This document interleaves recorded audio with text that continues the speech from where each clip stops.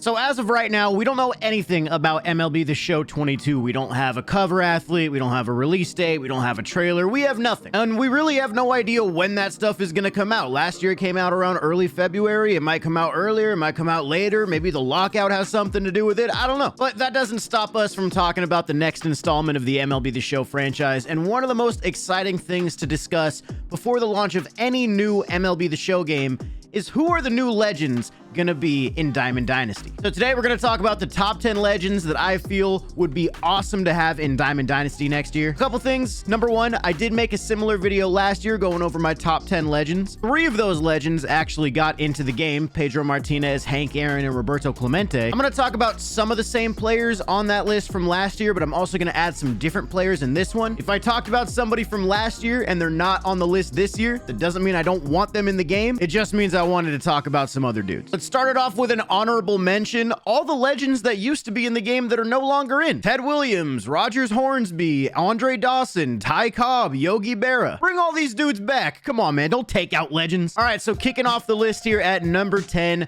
I want to see Mike Napoli back in MLB The Show. One of the main reasons I want to see him in the game is more of a personal thing. He would be perfect as a catcher for an all-time Angels build, but I don't even think his best card in the game would be an Angels card. I think it would be a Rangers card. I think if you were going to give him a card from a specific season, it would have to be 2011 with the Rangers when he hit 320 with a 414 on base, a 631 slugging, and an OPS over 1,000. He also had 30 homers and 25 doubles that season. You could even take that one step further and you could give Mike Napoli a postseason card from the 2011 season, specifically in the World Series, where he hit 2 home runs, hit 350 with a 700 slugging and an OPS well above 1150. I think a Mike Napoli kind of early on in the life cycle of the game, maybe a 96 or 97 overall postseason card would be sick. Plus, another big thing about Mike Napoli is the fact that he'd be able to play catcher. Any guys in the game that have catcher as a secondary, Kyle Schwarber, Jimmy Fox,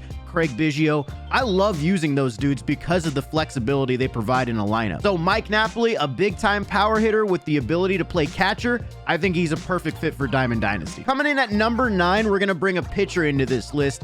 I want to see Tim Lincecum in Diamond Dynasty next year. Tim Lincecum was so much fun to watch pitch in the late 2000s, early 2010s. He's a back-to-back Cy Young winner in 2008 and 2009. And we actually had this guy back in MLB 16 in Diamond Dynasty, and he was a blast to use. His card was a lot of fun. If you were going to go with a Tim Lincecum, I think an awards card would be great for probably the 2009 season when he won the Cy Young. In 2009, he threw 225 innings with a 2.48 ERA and a 171 ERA plus. He was striking out 10.5 batters per 9, was not allowing a lot of home runs. The hits per 9 was an improvement on the season before that, where he also won the Cy Young. So give me a Tim Lincecum awards card or a Tim Lincecum prime card. Even a signature card would work, because he'd be a really nice addition to the starting pitcher pool in Diamond Dynasty. All right, next up at number 8, I want to see the return of Ichiro. We just had Ichiro back in MLB 19. It was his final year in the game because that was the year where he retired. And we did get to play with a signature 99 overall Ichiro that year, and he was so good. Ichiro is such a fun player just off his hitting ability, being able to just basically hit anything in the zone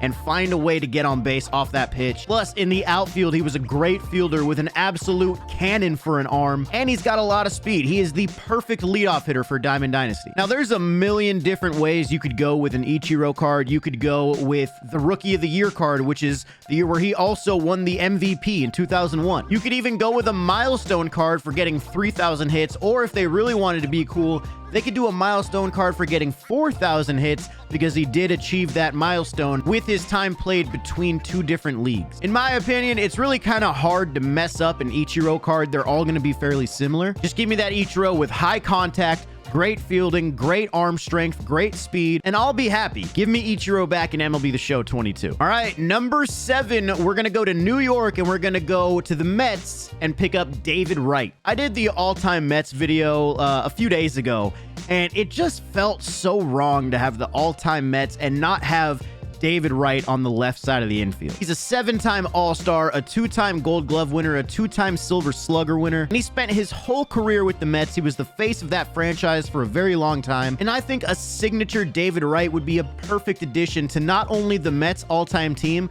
but the Diamond Dynasty inventory as a whole. I don't know exactly where he would stack up to other endgame third basemen, but I feel like his card could be pretty good, especially when you take some of the best points of his career back in like 2007, 2008, where he was hitting over 300 with high 300, low 400 on bases, 4 straight seasons with an OPS over 900, constantly having seasons with 30 to 40 doubles, 25 to 30 home runs with over 100 runs batted in. David Wright would be a sick addition, and one thing that could help his case is the fact that he is a previous MLB The Show cover athlete. Back in MLB 07, he was on the cover of the game, so he technically already has a relationship with Sony San Diego Studio, so who knows, maybe they could give him a call and he'd be like, yeah, let's do it again. All right, going to number 6, we're about to start getting into some of the players that were on last year's video. I'm going back to him. I want Derek Jeter in the game. And just like I said last year, I don't care if you think Derek Jeter is an overrated player or the fact that he played his whole career in New York is what elevated his status. To me, that doesn't matter. I don't even care about how good Jeter would actually be in the game. I think there would be plenty of shortstops that would be better than him when it comes to the end game. But Derek Jeter is cover athlete material. He's not just another baseball player. He's an icon of the sport, whether you like it or not. And I think the only way you could do a Derek Jeter is a signature. If we're talking about his 99, it has to be a signature 99 overall with the Yankees. If you wanted to do a lower overall, you could do a Derek Jeter Rookie of the Year awards card as well. But Derek Jeter is cover athlete material, and he would be a perfect addition to Diamond Dynasty.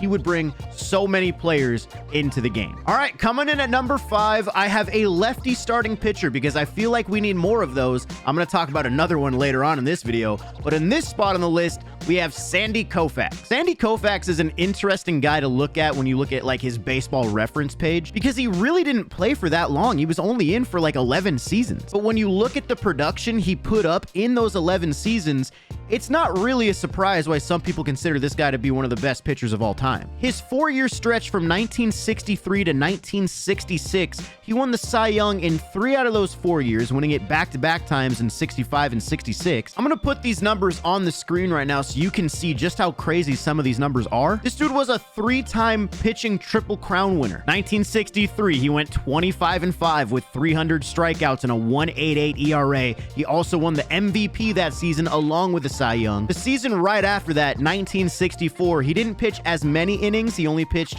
223 compared to the 300 plus in the other seasons we're talking about. The production was still out of control. I mean, he had a 186 ERA plus with 223 strikeouts and a 174 ERA. And then if you take 95 and 96 combined, both Cy Young award-winning seasons, he had a 1.89 ERA in about 650 innings with 699 strikeouts, a 174 ERA plus, a whip under 1, striking out almost 10 batters per 9. This guy was simply elite. There's no other way to put it. All right, we're going to get into number 4 right now, but I'm going to warn you guys, the next 3 players are very controversial in today's day and age. Number 4, I have Roger Clemens. Now, Clemens is obviously controversial because he was connected to steroids back during the Mitchell Report, but I first started watching baseball and I grew up in the steroid era, and whether or not these guys were linked to steroids or not, they kind of just hold a soft spot in my heart because these were the guys I was watching when I was a kid. And Roger Clemens was one of the best to ever do it. 7-time Cy Young winner, 2-time pitching Triple Crown winner, 2-time World Series champion, won the ERA title 7 times, won an MVP in 1986 with the Red Sox along with the Cy Young. I mean, this guy for 24 years was just unbelievable. And I think one of the coolest things about Roger Clemens when you look at his whole career on the field is that he pitched on 4 different teams and he won the Cy Young with all 4 of those teams. He won 3 with the Red Sox in 1986, 1987, and 1991. He won 2 with the Blue Jays in 97 and 98. He won 1 with the Yankees in 2001, and he won another with the Houston Astros in 2004. So really, you could give Roger Clemens a card with any team, and it would probably be a 99. That's how good he was. Now, I realize that some of you guys in the comments may not want Roger Clemens in the game because of his connections to steroids. And that leads me to believe you probably won't like the next 2 picks I have on this list either. Because for number 3, I've got Barry Bonds. Now look, I don't think we'll ever see Bonds in Diamond Dynasty. It's a pipe dream to want him in the game. I don't think we're ever going to see his likeness on a card in the game. So even though I don't think it'll ever happen, a man can dream. And say whatever you want about the steroids and Barry Bonds shouldn't be in the Hall of Fame. Say whatever you want. I may disagree with you, but you can't deny that his card in Diamond Dynasty would be the best card in the game. 7-time MVP, 14-time All-Star, 8-time Gold Glove winner, 12-time Silver Slugger. I mean, for about 15 years, he was the best player in the game, and he's probably the best player that I've ever seen. I mean, his 2001 season is so stupid. He hit 328 with a 515 on base, an 863 slugging, and a 1379 OPS. 863 on the slugging. 863 OPS is like an all-star caliber player. He had 863 on the slugging. 73 home runs, 32 doubles, also stole 13 bags, and that's right in the middle of a 4-year stretch where he won 4 consecutive MVPs. Once again, I don't care what you think of Barry Bonds. I'm just talking about how good his card would be in the show, and that instantly makes me want to play with him in the game. Coming in at number 2, the guy that I think would be the best shortstop in Diamond Dynasty easily is Alex Rodriguez. Played with 3 different teams, and all 3 teams he could easily get a 99. He could get a 99 shortstop with Seattle, a 99 shortstop with Texas, and then he could get a 99 third baseman card with the Yankees. He's also number 4 on the all-time home run list with 696 big flies. I don't care if you want to give him an awards card with the Yankees when he won the MVP in either 2005 or 2007, or if you just want to give him a 99 for his time with Seattle. It doesn't matter. He would be ridiculously good. But once again, he's linked to steroids. I can see why some people don't want him in the game, but you can't deny how good he would be. All right, finally, my number 1 spot comes down to another left-handed pitcher. I talked about it earlier with Sandy Koufax. We need more lefty starters in Diamond Dynasty. Randy Friggin Johnson. Give me the big unit in Diamond Dynasty, please. One of the main reasons I have this guy jumping up to my number 1 spot this year is the fact that we finally got Pedro Martinez in the game. We were so stoked. And then his card sucked. This makes me want Randy Johnson in the game even more because I don't think you can make Randy Johnson suck. There's just no way. Randy Johnson is basically like the Barry Bonds of pitching. Barry Bonds won 4 consecutive MVPs. Randy Johnson won 4 consecutive Cy Youngs. Randy Johnson had 4 consecutive seasons where he struck out over 330 batters, and not one of those seasons did he pitch over 300 innings. Give me a prime Randy Johnson from his years in Arizona, the years where he won the 4 consecutive Cy Youngs. Yes, he also won a Cy Young with Seattle. You could give him a card there, absolutely. There's no doubt that Randy Johnson was at his best when he was with the Diamondbacks in the early 2000s, and I'll take a card from any one of those seasons, or if you just want to give him a prime for all 4 of them, that works too. There's just a big lack of lefty starting pitchers, and adding guys like Sandy Koufax and Randy Johnson, I think, would help balance that starting lineup when it comes to the endgame team. So that's my list for my top 10 legends I want to see in Diamond Dynasty next year. Down in the comments, let me know who you want to see. Do you want these steroid guys in the game? Do you not want Jeter in the game? Let me know your thoughts. This is always fun to talk about. I appreciate you guys watching the video. Drop a thumbs up if you enjoyed it. Subscribe to the channel if you're new, and I'll catch you guys in the next one. Peace.